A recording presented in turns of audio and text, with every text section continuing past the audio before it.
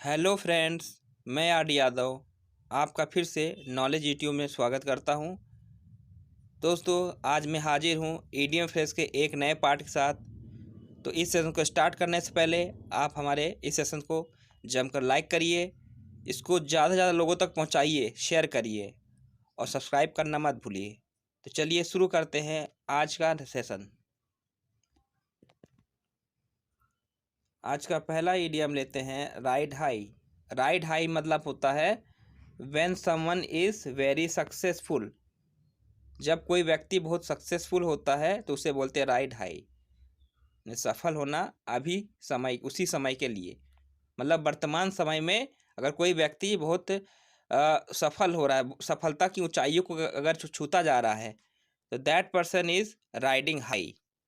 Ride means होता है सवारी करना, हाई मीन्स मतलब क्या होता है ऊंचा, मतलब ऊंची सवारी करना, मतलब बहुत तेजी के साथ या बहुत स्पीड के साथ सवारी करना, सफलताओं की सवारी करना।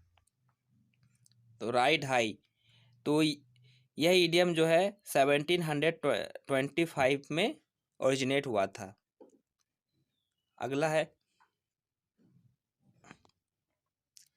Ride रफ्सहॉड over. इसका मतलब होता है act without regard for the feelings और इंटरेस्ट ऑफ अदर्स। मतलब ये हुआ कि किसी दूसरे की फीलिंग्स का ध्यान न रखना और दूसरों में इंटरेस्ट ना लेना, सिर्फ अपने ही धुन में लगे रहना।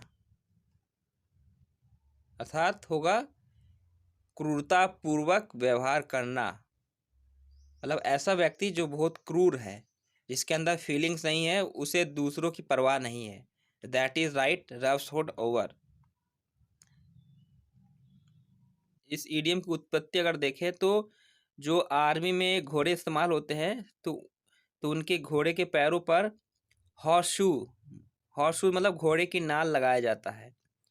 तो उस घोड़े की नाल को लगाने के लिए उसे कील से ठोक कर लगाया जाता है बलपूर्वक, जिससे घोड़ा तेजी से दौड़ने लगता है, दौड़ सके तेजी से, तथा जो भी दुश्मन सोल्जर के नीचे गिर जाता है, जो भी दुश्मन सोल्जर, मतलब जो दुश्मन पक्ष का जो भी सेना होता है, जो घायलों के नीचे गिर जाता है, उसे जो है वो घोड़ा रौंदते हुए चला जाता है, और रौंदना उसको आसान हो जाता है क्योंकि उसके पैर में घोड़े की नाल लगी होती है।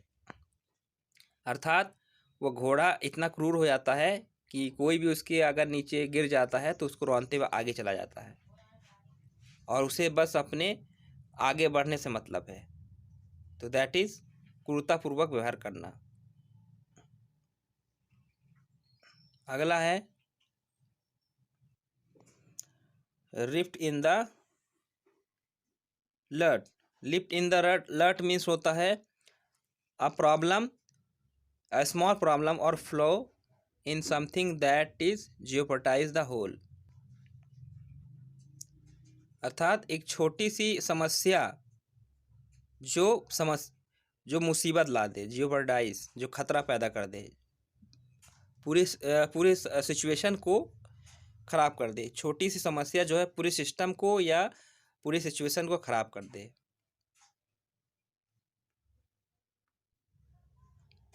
अर्थात एक छोटी समस्या जो पूरी स्थिति को बर्बाद कर दे। रिफ्ट मीन्स होता है दरार, और लट मीन्स होता है बीड़ा।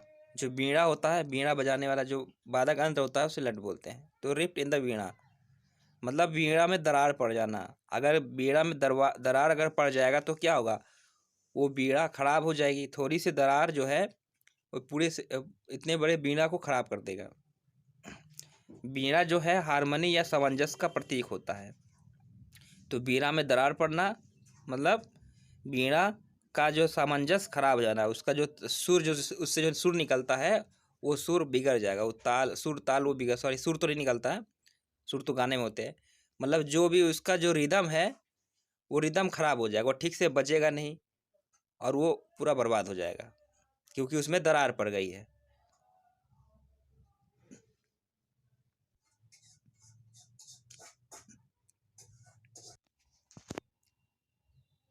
Rise and shine. Rise and shine मतलब होता है उठो और चमको, अर्थात getting out of the bed and starting the day, मतलब बिस्तर से उठना सुबह सुबह और दिन की शुरुआत करना, किसी को सवेरे उठाने का वाक्य, ऐसा भी कह सकते हैं।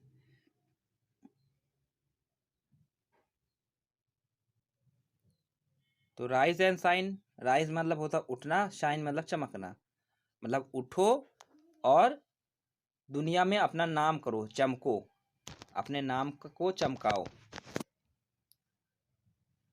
अगला है rise like a phoenix. Rise like a phoenix मतलब होता है to become successful again after seeming to have failed completely, अर्थात फिर से सक्सेसफुल, फिर से सफल होना।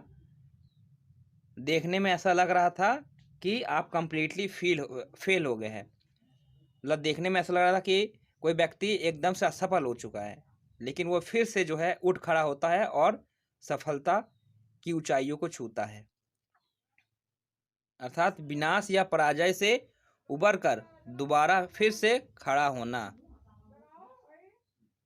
इस इडियम की अगर हम उत्पत्ति देखें तो फोनिक्स जो है एक ग्रीक माइथिकल वर्ड है, मतलब ग्रीक में एक काल्पनिक चिड़िया, पौराणिक चिड़िया है, जो ग्रीक के जो है धार्मिक ग्रंथों में या पुराणों में लिखित है।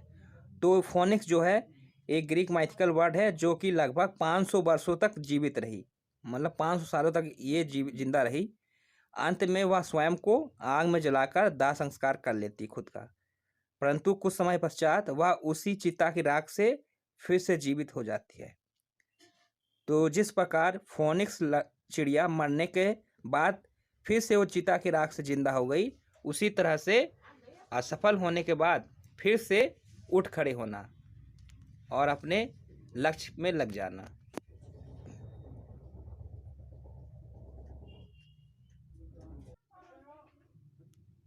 अगला है rise with the lark. Rise with the lark means होता है to get up early in the morning, अर्थात एकदम सुबह उठना। इस इडियम की अगर उत्पत्ति देखें तो लार्क जो है एक तरह की सिंगिंग वर्ड है, जिसे हिंदी में बोलते हैं भारद्वाज पक्षी। तो यह सिंगिंग वर्ड ऐसी वर्ड है जो कि केवल प्रातः काल में ही गाना गाती है। तो प्रातः काल में उठकर ये गाना गाने लगती है और जिसका संगीत सुनकर लोग अपने बिस्तर से उठ जाते हैं, मतलब नींद से उठ जाते हैं, नींद से जाग जाते हैं। तो राइज विद द लार्क अर्थात लार्क चिड़िया की गाना के गीत गुनगुनाने के साथ ही नींद से जाग जाना। तो लार्क चिड़िया जो है प्रातः काल एकदम सुबह सुबह गाना गाती है, तो उसके गाने के साथ ही नींद से जाग जाना, अर्थात एकदम सुबह जगना। अगला है rock the boat. Rock the boat अर्थात बोट को हिलाना। इसका मतलब होता है to do something that causes trouble और disturb the harmony of a situation, मतलब ऐसा काम करना जो मुसीबत पैदा कर दे, जो मुसीबत का कारण बने या सिचुएशन के सामंजस्य को खराब कर दे, परिस्थिति का जो सामंजस्य है उसको खराब कर दे, अर्थात समस्या पैदा करके किसी काम को बर्बाद करना। Rock the boat. तो यह इडियम अमेरिकन स्टेटमैन अथा राजनेता और लॉयर और पॉलिटिशियन, ये जो एक व्यक्ति थे जिनका नाम था विलियम जेनिंग्स बैरियन, इन्होंने अपने एक फेमस कोटेशन में इस इडियम का इस्तेमाल किया था। रॉक द बोट का अर्थ होगा नाव को हिलाना। अगर आप नाव की सवारी कर दे और नाव को अगर हिलाने लगे, आप खुद ही स्वयं उस नाव को अगर हिलाने लगे तो क्या होगा, वो नाव डूब जाएगी और आपके लिए समस्या खड़ी हो जाएगी, और ऐसी समस्या जिसको आपने स्वयं पैदा की है, क्योंकि आप उसी बोट पे सवार है और उसी बोट को हिला रहे हैं। तो अगर जिस बोट पे आप सवार है उसी को अगर आप हिलाने लगेंगे तो क्या होगा, वो आपके लिए समस्या खड़ी हो जाएगी और वो समस्या आपके द्वारा स्वयं पैदा की हुई होगी। अगला है रब द रॉन्ग वे। रब द रॉन्ग वे मीन्स होता है टू बी इम्पोलाइट और इरिटेट समवन, मतलब किसी के लिए विनम्र ना होना और किसी को इरिटेट या तंग करना, अर्थात परेशान या तंग या नाराज करना। इस इडियम की अगर उत्पत्ति देखें तो अमेरिका से ये जन्मा है इडियम। तो अमेरिका में पालतू बिल्लियों को सर से लेकर पैर तक हाथों से थपथपाया जाता है। तो मतलब जो उसको मालिक होते जो बिल्ली को पालते हैं उसको सर से लेकर पैर तक उसको हाथ फेरते एकदम हाथों से थपथपाते हैं। तो ये चीज़ जो है यह क्रिया बिल्ली को बहुत पसंद आती है। लेकिन अगर कोई व्यक्ति यह कार्य गलत तरीके से करता है तो वह बिल्ली अप्रसन्न या नाराज हो जाती है। तो यह इडियम जो है, इस इडियम में कैट का इस्तेमाल जो है 1819 में हुआ था। और एक कहानी है aunt Mary's tale. Aunt Mary's tales में 1819 में इस इडियम का जो है इस्तेमाल हुआ था बिल्ली के रेफरेंस में।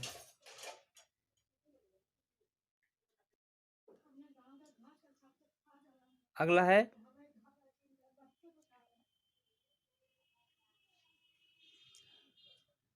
रू the day. Rue the day means होता है to feel very sorry about an event, या किसी के लिए पछतावा करना। रू मतलब होता है पछताना या शोक करना।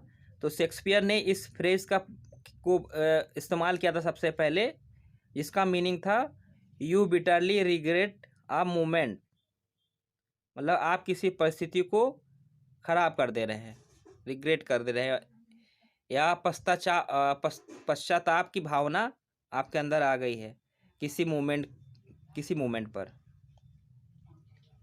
तो रू द डे मतलब होता है किसी के लिए पछतावा करना।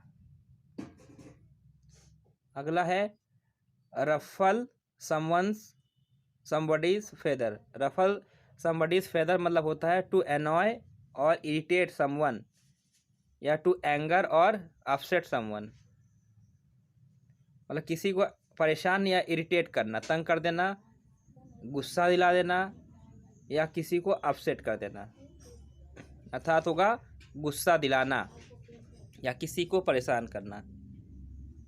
इस इडियम की अगर उत्पत्ति देखें तो ये इडियम जो है मिड 1800 में इस्तेमाल हुआ था।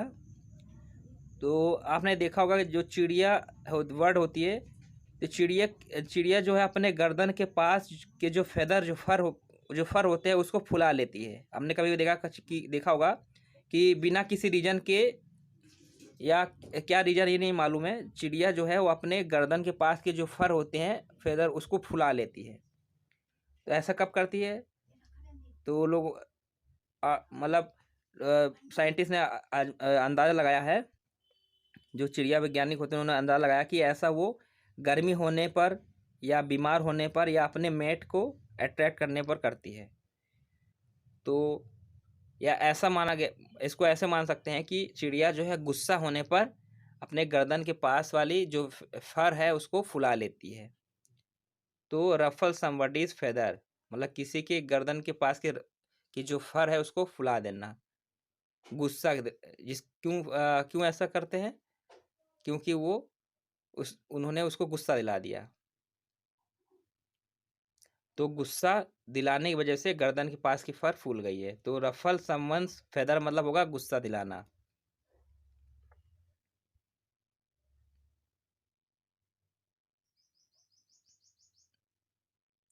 अगला है rule of thumb. Rule of thumb means होता है a guide that is based on practice rather than a theory, अर्थात अनुभव पर आधारित कोई व्यवहारिक तरीका, मतलब कोई काम जो थ्योरी पर बेस्ड ना हो वो प्रैक्टिकली हो, मतलब व्यवहारिक ज्ञान होना। रूल ऑफ थंब मतलब व्यवहारिक ज्ञान होना, किसी चीज़ पे प्रैक्टिकली काम करना।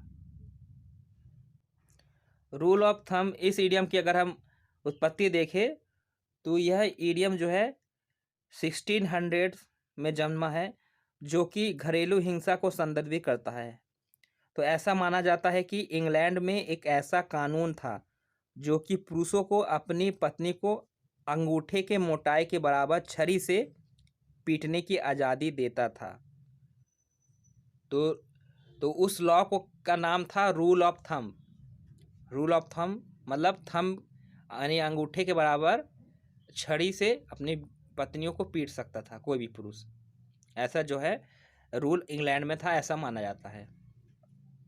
तो रूल ऑफ थंब मतलब वो रूल जो है व्यवहारिक रूप में इस्तेमाल किया जाता था, थियोरी में नहीं था, उसको लोग व्यवहारिक रूप में इस्तेमाल करते थे। तो अर्थात रूल ऑफ थंब मतलब होगा अनुभव आधारित कोई व्यवहारिक तरीका। अगला है rule the roost. Rule the roost means होता है to be the real boss या to be the person in charge. अर्थात किसी का बॉस बनना, मालिक बनना और इंचार्ज में होना। इंचार्ज मतलब सुपरवाइज होना करना, किसी चीज़ का सुपरवाइज़र बनना, मतलब उसको उसका निरीक्षण करना। आप के अंडर में बहुत से लोग काम करेंगे, आप उसके इंचार्ज हैं। किसी परिस्थिति या समूह में सबसे प्रभावशाली होना। Rule the roost. रूस्ट का मतलब होता है पक्षियों का अड्डा। जहाँ बहुत सारे पक्षी आकर इकट्ठे होते हैं उस जगह को बोलते हैं रूस्ट। तो रूल द रूस्ट का तात्पर्य होगा कि झुंड का नेतृत्व करना। मान लीजिए पक्षियों का अड्डा है और वहाँ पे कोई एक पक्षी पूरे झुंड का नेतृत्व कर रहा है, सबका बॉस बना हुआ है, तो उस झुंड में उसी चिड़िया का जो है रूल चलेगा। तो रूल द रूस्ट मतलब होगा रियल बॉस होना या किसी परिस्थिति में या किसी जगह पे इंचार्ज में होना या किसी परिस्थिति या समूह में सबसे प्रभावशाली होना।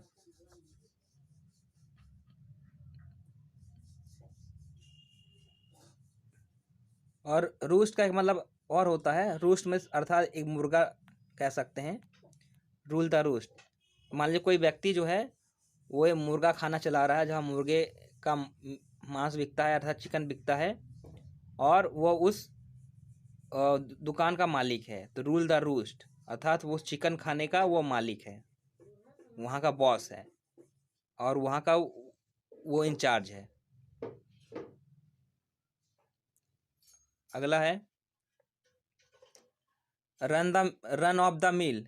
Run of the mill means होता है कॉमन, स्टैंडर्ड और एवरेज या मेडिकर।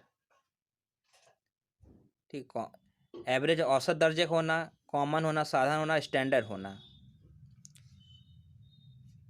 मेडिकर मीन्स होता है औसत दर्जे का होना, अर्थात साधारण और औसत दर्जे का। रन ऑफ द मिल, इस इडियम की अगर उत्पत्ति देखें तो मिल का मतलब होता है मिल ऑफ एवरेज आउटपुट। मान ली कोई मिल है, वहाँ पे आटा जो है, गेहूं का आटा जो है वहाँ पीसा जाता है, तो उस मिल का मालिक जो है क्या करता है, आटे को स्टोर नहीं करता है। जितना भी आटा आता है मिल का जो भी आउटपुट होता है उस आउटपुट को वो स्टॉक में ही रखता है, बल्कि गेहूं आता है वो आटा को पीसता है और वो सप्लाई कर देता है, और बाद के लिए इसको बचा के नहीं रखता है। मतलब औसत दर्जे का काम चल रहा है वहाँ पे। इतना काम मतलब ये इतना नहीं है आटा उसके पास, मिल्क मालिक के पास, कि वो स्टोर करके रख सके। बस जितना आता गेहूँ आता उतना वो पीसता है, वो बेच देता है। तो ये इडियम जो है लेट 19वीं सेंचुरी में आया है। तो रन ऑफ द मिल मतलब कोई काम जो है या कोई प्रोसेस जो है कंटिन्यू चलता रहे एक ही स्पीड से, औसत या एवरेज दर्जे में वो काम चलता रहे। अगला है रन अमॉक। रन अमॉक मीन्स होता है एक्ट इन अ वाइल्ड और डेंजरस मैनर या बी आउट ऑफ कंट्रोल, मतलब जंगली तरीके से व्यवहार करना या कंट्रोल से बाहर हो जाना, अर्थात अनियंत्रित एवं विध्वंसक होना। इस इडियम की अगर हम उत्पत्ति देखें तो यह जो है ये साउथ ईस्ट एशियन टर्म है। South east Asian term Amok है, अमोक से आया है। तो अमोक जिसका अर्थ होता है हत्या करने के लिए उन्माद। तो यह जो है अम्यूको warriors, Malaysia and Java. Malaysia और जावा में कुछ युद्धक समाज थे, कुछ योद्धा थे जिन्हें अम्यूको वॉरियर्स कहा जाता था। तो अम्यूको वॉरियर्स जो होते थे जो वो बहुत ही आतंकी होते थे जिसका युद्ध क्षेत्र में आतंक था, और वे आत्मसमर्पण से अच्छा मर जाना पसंद करते थे। मतलब वो इतने वाइल्ड थे कि वो अपने दुश्मनों को छोड़ते नहीं थे, और सरेंडर करने से अच्छा जो है खुद को मार लेना पसंद करते थे। तो बहुत ही उग्र या अनियंत्रित थे और विध्वंसक तरीके से वो व्यवहार करते थे, युद्ध को लड़ते थे। तो रन अमॉक में होगा अमॉक होना, यानी अमूको वॉरियर्स होना, अमूको वॉरियर्स के जैसे व्यवहार करना, अर्थात अनियंत्रित एवं विध्वंसक होना। रन हेल्टर स्केल्टर, इसका मतलब होता है रन इंड्यू हेस्ट या कंफ्यूजन और डिसऑर्डर। अनड्यू मीन्स ज़रूरत से ज़्यादा, हेस्ट मतलब जल्दबाजी करना, मतलब ज़रूरत से ज़्यादा या बिना मतलब का बहुत ज़्यादा जल्दबाजी करना, या कन्फ्यूज़न और डिसऑर्डर पैदा कर देना, अस्त व्यस्त कर देना। हिंदी मीनिंग देखे तो इधर उधर तितर बितर तरीके से भागना। इस इडियम की अगर हम ओरिजिन देखें तो हेल्टर स्केल्टर एक प्रकार का फिसल पट्टी यानी स्लाइड्स है। जो फिसलने वाली जो झूला होता है उसे बोलते हैं हेल्टर स्केल्टर, अर्थात जिसका प्रयोग जो है, और हाँ, और इस फिसल पट्टी या हेल्टर स्केल्टर झूले का इस्तेमाल जो है ये ब्रिटेन में आयोजित होने वाले जो भी मेला होता है उन मेलों में 20वीं शताब्दी में प्रयोग होने लगा। तो रन हेल्टर स्केल्टर मतलब तितर बितर तरीके से भागना, जैसे कि वो झूला स्लाइडिंग झूला होता है, वो राउंड शेप में होता है और ऐसे होता है, यहाँ से लोग यहाँ से बैठते हैं और ऐसे फिसलते हुए एकदम इधर उधर तरीके से फिसलते हुए नीचे आ जाते हैं। मतलब इधर उधर तरीके से भागना, टेढ़ा मेढ़ा भागते थे, उसका जो ट्रैक होता टेढ़ा मेढ़ा होता था और लोग फिसलते हुए नीचे गिरते थे। तो वहीं से इडियम आया है रन हेल्टर स्केल्टर, मतलब होता तितर बितर तरीके से इधर उधर भागना। अगला है run its course. Run its course मतलब होता है something which has reached an end point और natural conclusion without outside interference और हेल्प। अर्थात कोई चीज़ जो अपने अंतिम क्षण तक पहुंच गई है, अंत तक पहुंच गया है नेचुरल प्रोसेस से, बिना किसी बाहरी मदद से। मतलब उसका जो नेचुरल प्रोसेस की मदद से वो धीरे धीरे वो एकदम मैच्योरिटी पर आ गया है, एंड पॉइंट पर आ गया है, और बिना किसी बाहरी हेल्प पे। जैसे कि जो ट्री होता है, जो प्लांट होता है छोटा रहता है और धीरे धीरे, या मान लीजिए इंसान है, इंसान का बच्चा है, वो पैदा होता है, फिर धीरे धीरे बढ़ता है, बढ़ते बढ़ते बढ़ते एकदम क्या हो जाता है, एकदम एडल्ट बन जाता है। और ये जो है नेचुरल प्रोसेस में की तरफ से होता है, एडल्ट होता है, फिर लास्ट में क्या होता है, बूढ़ा हो जाता है, मर जाता है। तो ये नेचुरल प्रोसेस है, धीरे धीरे होता है, और इसमें किसी बाहरी जो है फोर्स की ज़रूरत नहीं पड़ती है, बाहरी इंटरफेरेंस की ज़रूरत नहीं पड़ती है। ये प्रोसेस नेचुरल प्रोसेस है। उसी तरह से नेचुरल प्रोसेस के थ्रू जो है कोई चीज़ एकदम अंतिम अंजाम तक पहुंच जाना, अर्थात विकसित होते हुए अंतिम अंजाम तक पहुंचना।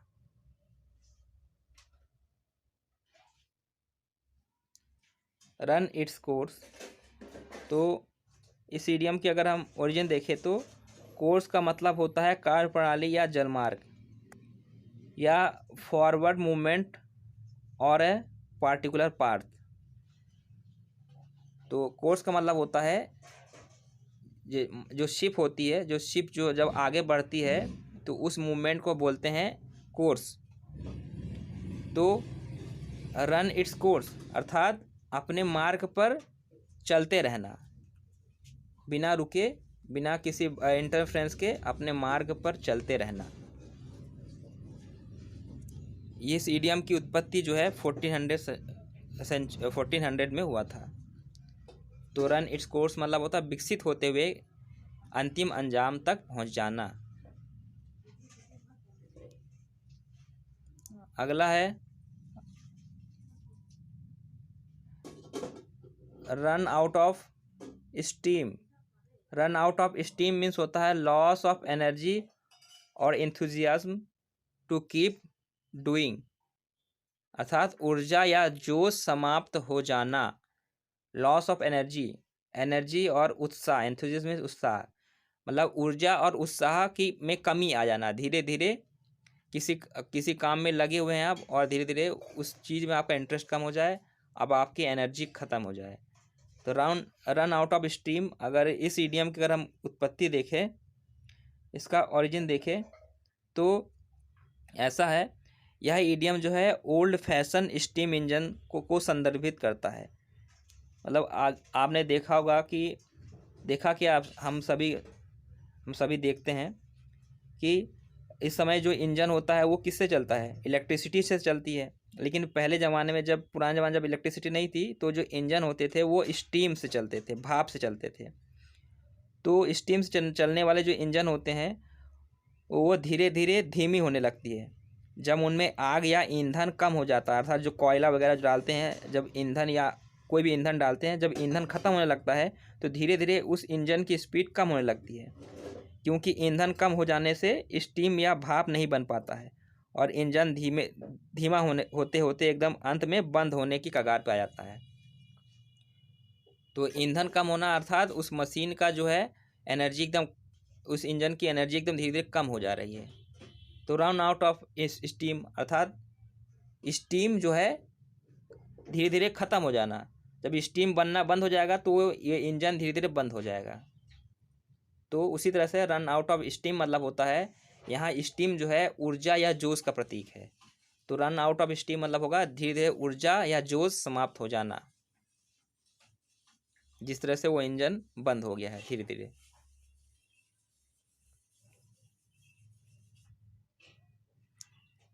अगला है run riot. Run riot, riot means होता है दंगा या उपद्रव होना, उपद्रव करना, अर्थात to get out of control, unruliness या to behave in a violent and unrestrained वे।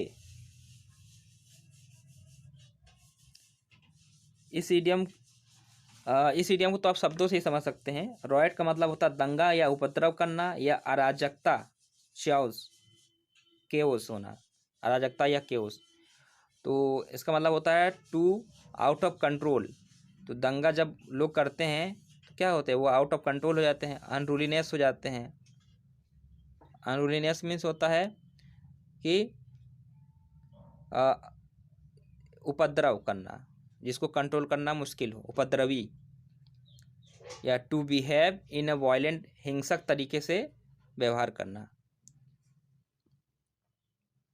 अर्थात अनियंत्रित, उग्र एवं विध्वंसक हो जाना। क्योंकि जो भीड़ जो उपद्रव करती है वो क्या होती है, वो अनियंत्रित हो जाती है, उग्र हो जाता है, विध्वंसक करने लगती है। जो भी आसपास वाहन होते हैं, गाड़ी में आग लगा देना, तोड़ फोड़, पब्लिक बिल्डिंग को, पब्लिक चीज़ों को नुकसान पहुंचाना, लोगों को घरों के शीशे तोड़ देना, तो ये सब काम वो करती है भीड़। तो रन रॉयट मतलब होगा अनियंत्रित एवं उग्र एवं विध्वंसक होना। अगला है run the gauntlet. Run the gauntlet means होता है to go through a series of criticism और हार्श ट्रीटमेंट्स। मतलब क्रिटिसाइज्म का यानी आलोचना का सामना करना या हार्श ट्रीटमेंट मिलना, मतलब बहुत ही रूखा या क्रूर व्यवहार का सामना करना, अर्थात काफ़ी सारे लोगों द्वारा आलोचना मिलना। रन गॉन्टलेट, इस इडियम की अगर हम उत्पत्ति देखें तो ब्रिटिश आर्मी और नेवी में दोषियों को सज़ा देने के लिए गॉन्टलेट क्या होता है, लोहे का दस्ताना होता है जो कि पुराने ज़माने के योद्धा जो है लोग पहनते थे अपने हाथों में। तो उस लोहे के दस्ताने से जो ब्रिटिश आर्मी और नेवी के जो सेना होते थे, तो उस लोहे के दस्ताने से जो है अपने जो विक्टिम्स, उनके जो दुश्मन सेना होते थे, जो दुश्मनों को वो पकड़ लेते थे तो लोहे के दस्ताने से पीटते थे। लोहे के दस्ताने हाथ में पहन लेते थे और उसी से पीटते थे उनको, तो जिससे उनकी हालत गंभीर हो जाती थी और वह मर भी जाते थे। तो बाद में इस प्रथा की बहुत आलोचना हुई। तो रन द गॉन्टलेट मतलब का तात्पर्य होगा कि उस प्रथा को जारी रखना जिसकी आलोचना की जाती है।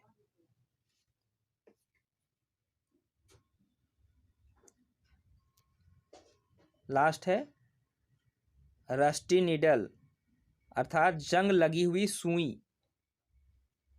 इसका मीनिंग होगा something which is badly damaged but still works, अर्थात कोई वस्तु जो पूरी तरह से बर्बाद हो चुकी, डैमेज हो चुकी है, लेकिन अभी भी वो काम करने लायक है, अर्थात खराब स्थिति में परंतु अभी भी काम कर पाने की स्थिति में होना। रस्टी नीडल, अगर कोई सुई है, नीडल है, अगर उसमें रस्ट लग जाए तो क्या होगा, फिर भी वो काम करेगा, उससे भी हम सिलाई कर सकते हैं। मतलब सुई कभी ख़राब नहीं होती, चाहे उसमें रस्ट लग जाए, कितना भी उसमें जंग लग जाए, तब भी वो काम करेगा। ओके फ्रेंड्स, आज का ईडियम फ्रेज यहीं तक रखते हैं। आप हमारे इस सेशन को जमकर लाइक करिए और इसको ज़्यादा से ज़्यादा लोगों तक पहुंचाइए, इसको शेयर करिए और सब्सक्राइब करना मत भूलिए, ताकि जो है आपको अपडेट इसका मिलता रहे, और नोटिफिकेशन के लिए बेल आइकन को प्रेस करना मत भूलिए, ताकि आगे भी आप हमसे जुड़े रह सकें। Okay, thank you for watching.